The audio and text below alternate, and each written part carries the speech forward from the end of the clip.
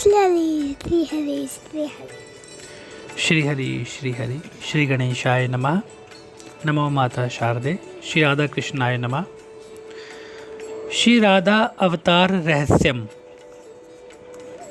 इस भाव कथा का मुख्य उद्देश्य है भगवान शिव जी का राधा जी के रूप में अवतार लेना। द्वापर युग के आरंभ होने पर एक दिन श्री विष्णु भगवान भोलेनाथ जी से मिलने कैलाश पर जाते हैं। उन्हें देखकर भगवान शंकर जी गदगद हो सपरिवार उनके चरणों में प्रणाम करने लगते हैं।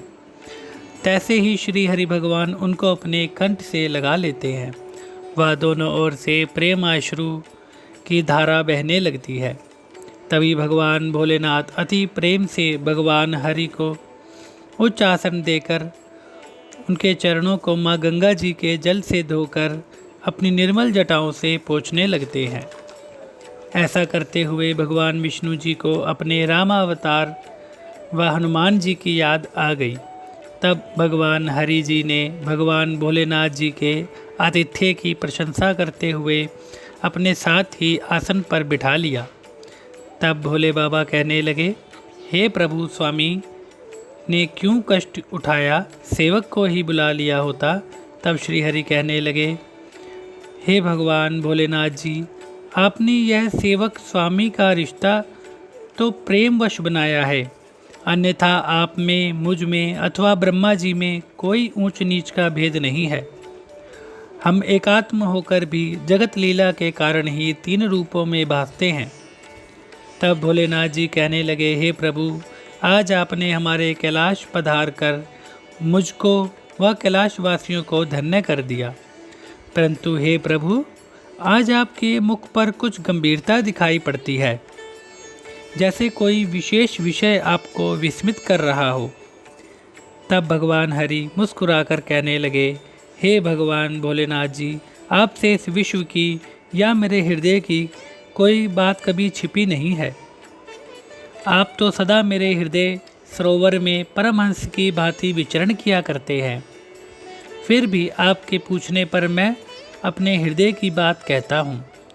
धरती पर बढ़ते पापों व पापियों का अंत करने के लिए त्रेता युग में रामावतार की भांति द्वापर युग में भी मेरे मनुष्य अवतार का समय आ गया है। तब भगवान शिव जी बालकों की तरह प्रसन्नचित्त होकर अति अनुनय विनय से कहने लगे, हे प्रभु, त्रेता में हनुमान रूप में आपकी सेवा की भांति इस जन्म में भी मुझ पर कृपा कर अपनी सेवा का सौभाग्य अवश्य देना। तभी भगवान हरि जोर से हंसने लगे। तब भगवान भोलेनाथ श्री हरि के सुंदर मुखमंडल को अति विस्मय में भरकर देखने लगे। तब अपनी मधुर हंसी से मुक्त हो भगवान हरि जी भोले बाबा से कहने लगे, इस बार सेवा का मौका आपको नहीं अपितु यह सौभाग्य मुझे प्राप्त होगा। भोले बाबा कहने लगे, हे प्रभु, ऐसा क्यों कहते हो, मैं कुछ समझ नहीं सका। तब श्री हरि कहने लगे, हे त्रिलोकीनाथ, आप तीनों लोकों व तीनों कालों के ज्ञाता होकर भी अतिशय भोले लगते हो। तभी आपके प्रिय भक्त आपको भोलेनाथ कहकर बुलाते हैं।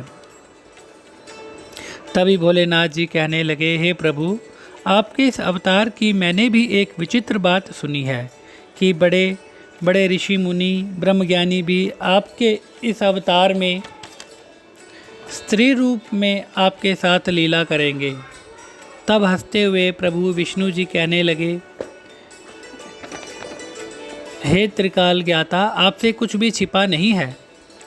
हम दोनों के दर्शन हेतु जिन ऋषि मुनियों ने जीवन पर्यंत घोर तप करके हमसे एकात्म होने का उत्तम वर प्राप्त किया था, अब वे सब अपनी तपस्या का कई गुना फल हमसे पाएंगे। वह हमारी इस अवतार लीला का अहम भाग होंगे। तब भगवान भोलेनाथ प्रभु विष्णु जी से कहने लगे, हे प्रभु, आपके इस अवतार का क्या नाम होगा, वह मुझे आपकी सेवा में रखेंगे। किंतु हे प्रभु, श्री राम अवतार की भांति इस बार मुझसे भेंट में इतना विलंब न करना। मुझे जन्म से ही अर्थात बालपन में ही कृपा कर आपके दर्शन व सेवा की प्राप्ति करा देना।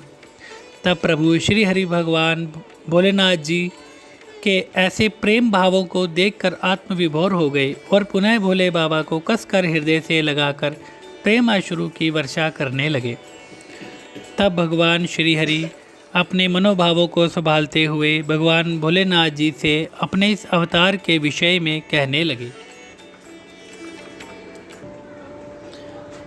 हे भोलेनाथ जी, आपके हृदय में जो यह प्रेम तत्व का अमित स्तोत्र है, हे भगवान, शीघ्र ही मैं आपसे इस दिव्य प्रेम तत्व की दीक्षा को ग्रहण कर 16 कला संपूर्ण अवतार से श्री कृष्ण नाम से इस भारत भूमि में अवतार लूँगा व आप श्री राधा नाम से स्त्री शक्ति रूप में अवतार ग्रहण करेंगे। आपका रूप सौंदर्य यश अमित होगा। मैं पुरुष रूप से तथा अन्य ऋषि मुनिगण स्त्री रूप हो गोपी रूप में सदा आपकी सेवा में रहेंगे। इस बार आप स्वामिनी होंगी व मैं सेवक रहूँगा। त्रेता में हनुमान रूप से आपकी सेवा के ऋण का कुछ सूद शायद चुका पाऊँ।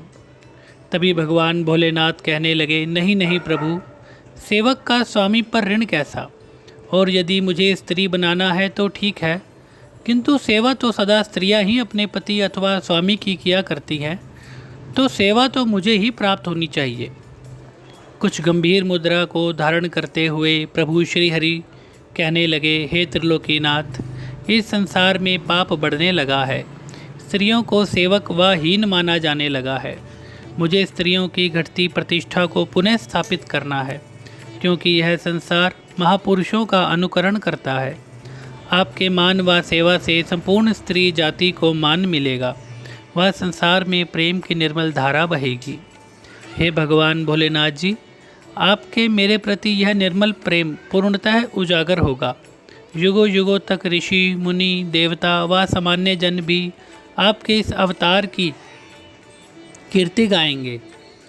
इस प्रकार आपस में गोपियों के प्रेम विरह, कंसवध व माँ लक्ष्मी जी के अंशावतार रुक्मणी जी से विवाह आदि कई विषयों पर चर्चा करते हुए प्रभु विष्णु जी ने उस रात को कैलाश पर ही भगवान भोलेनाथ जी का आतिथ्य स्वीकार किया।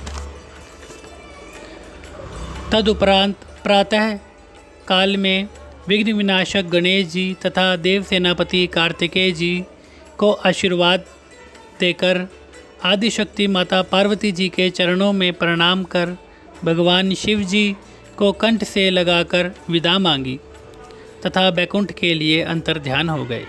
श्री हरि श्री हरि श्री हरि। इति श्री राधावतार रहस्यम।